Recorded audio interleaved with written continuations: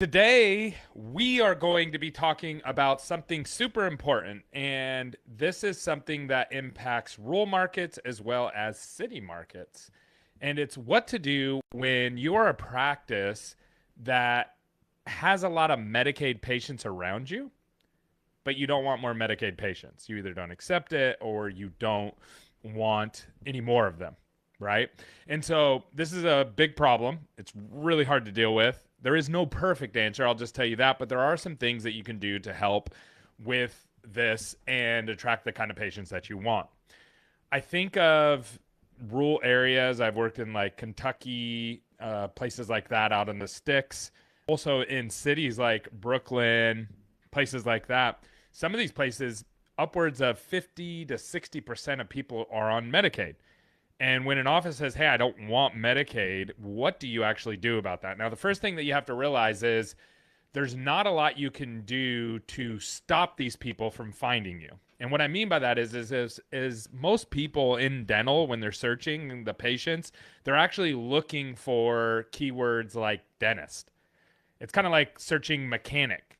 There's a huge difference for a mechanic on an electric car versus a European car versus, some kind of like a Honda or Toyota or something like that, right? Those are different kinds of mechanics, but someone might just type in the word mechanic. And it's the same thing for dentist. Someone just might type in the word dentist. And from that keyword dentist, if 60% of people, like in Brooklyn, that's probably the most extreme example, huge population, 60% of them are on Medicaid, at least for dental.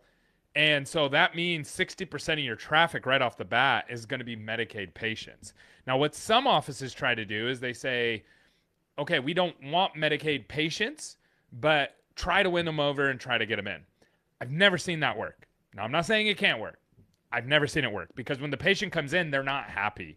They're not going to be able to get the treatment that they want from you at the price they expect, and it wastes your time, it wastes the patient's time, and it wastes your team's time. So I don't recommend training your team to like, yeah, let's try to win everybody over. That is not a good approach. I've tracked this from a data level. Almost never works. I'm talking about high 90%. If you get a patient finally to come in, they almost never buy treatment. Okay. So now there is exceptions to that, implants, retirees, different things like that. But for the most part, it doesn't work. Okay. That's number one. Number two, I have offices that say, hey, we don't want more Medicaid. We're already seeing Medicaid. And I want to attract different kinds of patients, but we're going to keep saying yes to the Medicaid. The problem is, and I understand why they do this. I understand because it's like kind of scary to let go of this Medicaid crowd. But with us, when you're marketing with us, if you say yes to the Medicaid, what that's telling the Google is that you want more of those kind of patients, right? Because how it works is we have ads that we're running, that's going into our CRM, and then those patients you're scheduling, and then you're bringing them in and you're doing treatment on them. And then that signal sent back out to Google like, hey, this was a patient that came in and bought treatment. Give me more of those. And it messes everything up. So what we tell people a lot of times is like, hey, stop taking Medicaid then. Let's start focusing and turn the practice in to the kind of practice that you want to get.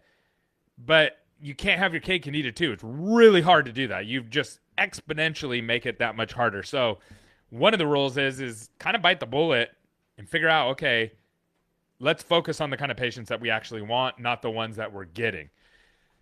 Now, that can be scary. So is there a way to stair step that? Absolutely. What you can do is extend the schedule out for the Medicaid side. Now there's laws and rules around this, so I'm not a lawyer. Don't sue me. This is not legal advice. This is not.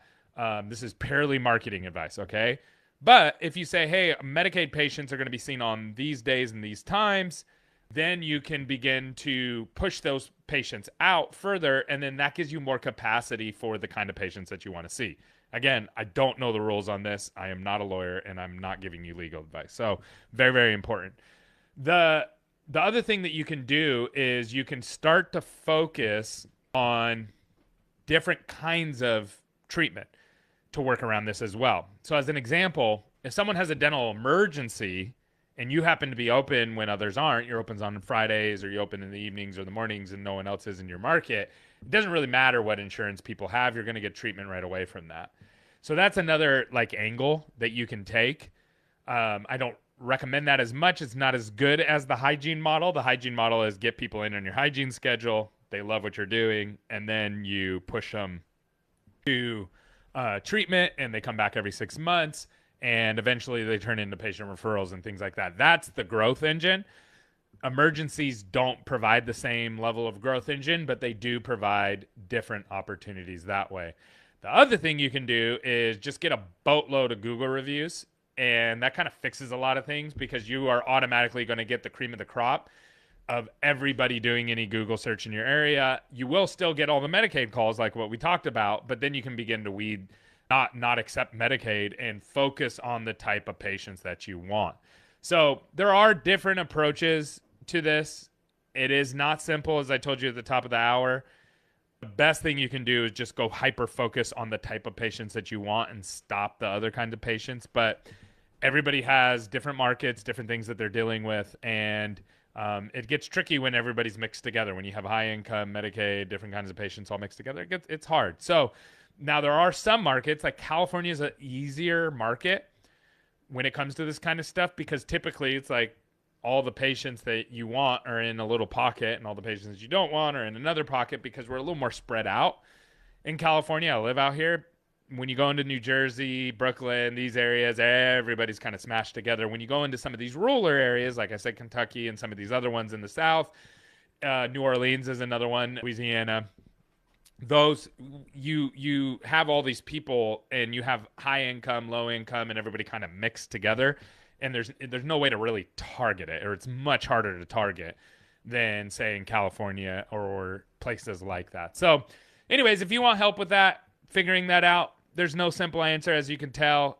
Let us know. We're happy to help you. As always, check out our show sponsor, Cherry, right down below. If you're not using Cherry, you are absolutely crazy, and you're leaving 30% of your treatment out the door. You're losing 30% of your treatment that you could get just by offering Cherry up front. And also make sure that you check out the AI agent. It is absolutely crushing, close to 80% conversion on hundreds of new patients, and it's scheduling better than humans. It's just better at this point. So anyways, check those out. If I don't see you, have a great weekend. Take care.